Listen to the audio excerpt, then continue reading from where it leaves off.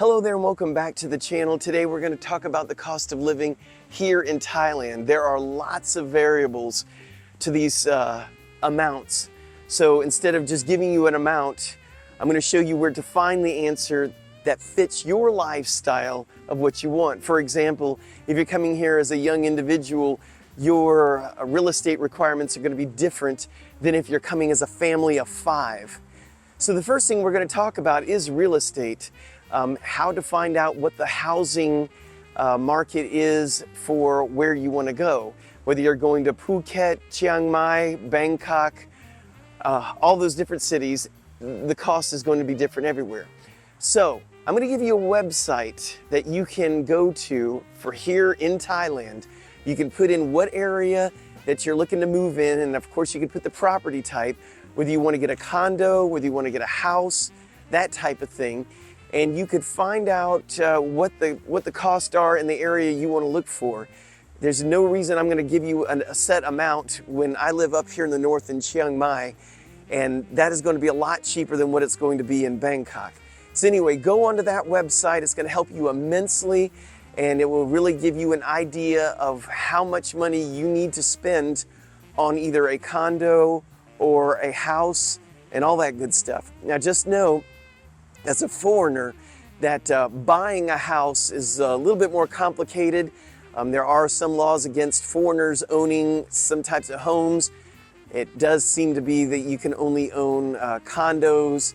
Again, if you want to get into something like that, I would suggest you move here, obviously rent and wait for a long time, and then get with a lawyer when you are looking to actually purchase something. Another cost that you need to think about when you move here to Thailand are visa expenses. So when you come here, Thailand's got some fun visa processes. It never ends. I know people who've lived here for over 10 years, and every 90 days they have to check in with immigration and they have to pay fees. But anyway, I want you to know that that is an expense for you here in Thailand. Now, my wife and I, we go through a visa service company, and that adds additional fees, but they're kind of like act as our little lawyer. They're always keeping track of the laws that are changing and what we need to do or not do. We use a place called Assist Thai Visa in Chiang Mai. And feel free to message them. You can find them on Facebook. I'll put a link into the description. No matter what part of Thailand you're going to. When we were in the US, we had questions about visas and which one we could get when we came over here. We messaged them on Facebook. They answered our questions for us, which was great, and it gave us a direction that we needed to go. And we did contact attorneys over here to try to go through that route, and it said free consultation. No free consultation. You're going to talk to one of their secretaries. She'll ask you a few questions. They won't answer any questions for you. They'll get your information, and then they say you need to spend about $200 or $300 to speak to an attorney. So I do have a video on this subject matter. I will put a link to the description, so check that out. You will have the expense of phone while you are here. Now, I will say that the phone costs here in Thailand are a lot less than where I come from, which is the United States.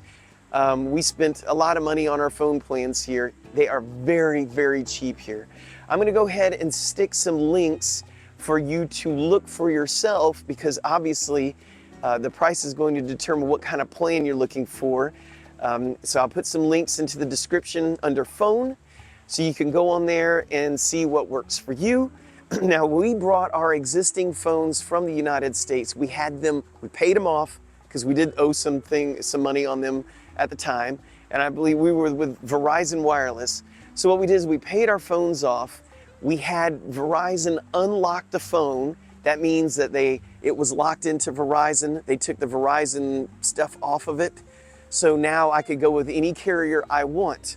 Whenever we got to Thailand, we bought a Thailand SIM card through a company called AIS. That is who our service is through.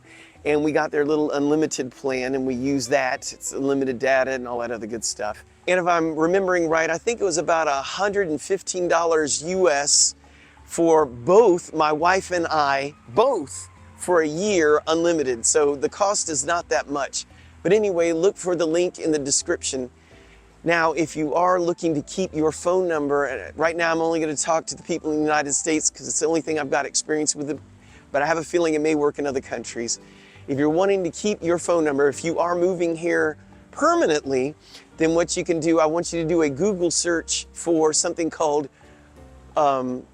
Google Porting, P-O-R-T-I-N-G.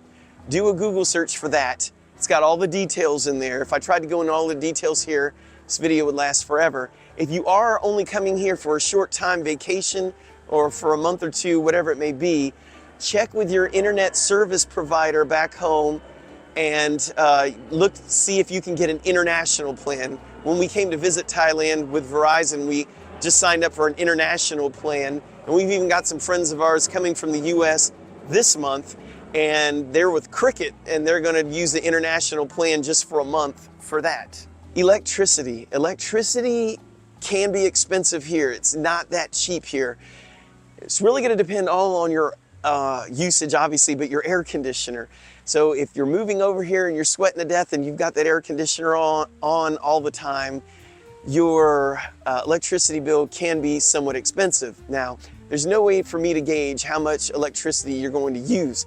The only thing I can do is tell you what my bill is from my wife and I. So my wife and I live in a 2-story house. It's about 1,500 square feet from the US, that'll make sense. And we have we have multiple air conditioners downstairs and upstairs. However, we do run one pretty much all the time. So during the day, we run the one that's in our living room area, and at night we'll run the one in our bedroom. And our typical bill on average is about $140 US a month, or around 5,000 baht per month. Now, if you're the kind that you love hot weather, you're just gonna run a fan, that's gonna be significantly lower. So the only thing I can do is give you a good guesstimate. If you're in a condo, if you're in like a 1-bedroom condo, it's gonna be a lot cheaper to cool that area than it is the big old, the house that we have. So just keep that in mind. There's your gauge. $140 for this big old house, one air conditioner, running at all times of the day, I would say. Now, water bills are extremely cheap. I mean, very cheap. I mean, we're talking like under $10 a month, easy. So do not worry about water usage. Now, if you're in a condo, it may be included in your rent. So that's something to think about. Internet could be included, which we'll talk about here next. Internet, I'm gonna put a link to a website that down below in the description that you can go to and see what all the rates are right now, or at the time you're looking, for internet service packages. That's one of the best things in Thailand service-wise is their internet service. It's fast, it's efficient, and it's stable. It's just wonderful. I love it. They even have Google Fiber in some parts of the city. Not where I live, but I have really good service. Can't complain about it one bit.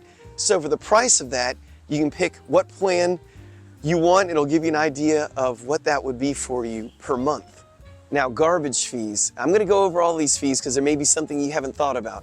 If you're living in a home, in a community, you're probably gonna be responsible for paying the garbage yourself. Just to give you an idea, in the area that I live in, we pay 150 baht per month for garbage service, which is extremely low. So there's a gauge right there for you on the garbage services. Now, if you're living in a condo, you may not have this because it's included in your condo. Food expenses. Now, we're gonna divide this up into 2 categories of eating out and groceries. So for groceries, I don't know what you eat, but I can just tell you that the grocery shopping is going to depend on a couple of things. One, are you grocery shopping in the little markets that all the Thais go, that they love and go to? Or are you going to go for name brands that you're familiar with from your home country in bigger grocery stores like Rimping or Tops or Macro or whatever is popular in the area of Thailand that you're living in? So you can go on a budget and eat really low if you go to the Thai markets and eat Thai food. Obviously, if you're going for the foods that are imported from your home country, here in Thailand, the expenses are going to go up immensely, so just keep that in mind. And I can't give you an actual number for this because it's going to vary so much. But just know it can be as cheap as you want it to be or as expensive as you want it to be. Now, eating out is somewhat of the same problem because you can eat at street vendors easily for 40 baht for your food, and you can drink water and they'll give you the water. So you can eat very cheap, or you can go to some of the nicest restaurants here and spend a fortune. So just know that's going to vary on your taste, what you like, and where you go. But if you're on a super budget, yes, you can get by with every meal for about 60 baht or less every day. So there's your lower amount, and it just goes up from there depending on your taste. No pun intended. Now, a lot of people come here and they never consider insurance, and I see so many times on Facebook, on the expat forums on Facebook, where this person got in an accident, this person got in an accident, they didn't have insurance, they're running a GoFundMe page because they can't pay the bills for their medical expenses here. Get insurance. I'm going to put a link down in the description to the guy who sold us our insurance. He's originally from Canada. He's married to a Thai woman. They represent one of the biggest insurance companies here in Thailand. Whether you're going to be here for a week, a month, or years, it might behoove you to check on insurance just in case. Again, here in Thailand, they have some of the most dangerous roads.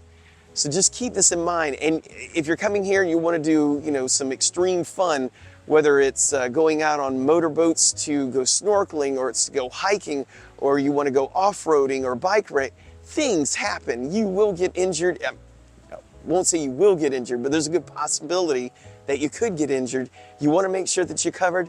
Link down in the description, and just ask them. I mean, these are friends of mine. Ask them, say, I saw Tony's channel.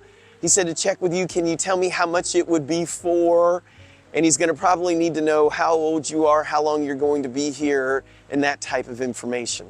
Also, you want to keep in mind your expenses for any sort of transportation. So if you are taking a Grab or Bolt, which is the kind of like an Uber app here, it's going to add up depending on how much you travel. Or you may want to look at a monthly motorcycle rental. You might want to look at a car rental depending on your situation here. If you're coming with a family of 5 or you're coming by yourself. So I do have a video all about transportation. I'll put a link into the description down below. So make sure you check that out, because you really need to figure out your modes of transportation. And if you're looking to buy a motorcycle or things like that, you need to take all this into consideration. Gas expenses here, it's not too high whatsoever, especially if you're getting a motorcycle. Expenses are very low. I know on my motorcycle, when I fill it up, I use the best gasoline quality they have here. It's usually around 120 baht for me to fill up my gas tank. In my car, usually cost about 1,200 baht to fill up the car, just so you have an idea. And again, I would tell you per month, per week, but I don't know how far or how much you drive, so only you will know that. Also, if you want to keep in shape, don't forget about a gym membership. The gym memberships you can pay per day, per month, per year. Yes, the longer you pay, if you're doing a year, it's going to be cheaper than if you pay per day. There's places that you can pay 100 baht per visit on up. So it's just going to depend on what the gym prices are in the area you're at. Say you're moving to Phuket, just do a Google search for gyms in Phuket and see what the gym prices are. You can probably easily find that information out by doing a simple Google search. I hope this information helps you. And anyway, if you have any questions about anything, put them in the comments. I will try to answer them for you, or maybe somebody else who has more experience than I can give you or answer that information for you. If you haven't subscribed, please consider subscribing. And until next time, I'm going to say bye, or thank you, in Thai, which is Kap Kun Kap.